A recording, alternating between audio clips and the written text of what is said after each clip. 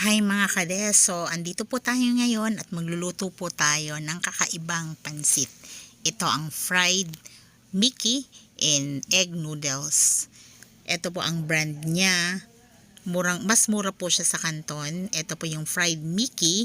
So, konti lang po natira dun sa egg noodles. So, una, ginisa ko po yung gulay. Combination of cabbage, cauliflower, carrots, and broccoli.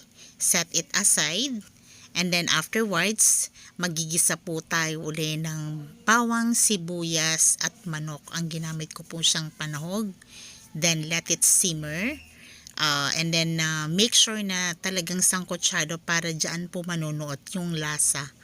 And then afterwards, ilalagay natin yung bihon. Actually, it's an egg noodles and fried Mickey. And also ilalagay din natin yung gulay. So, eto na po ang end result.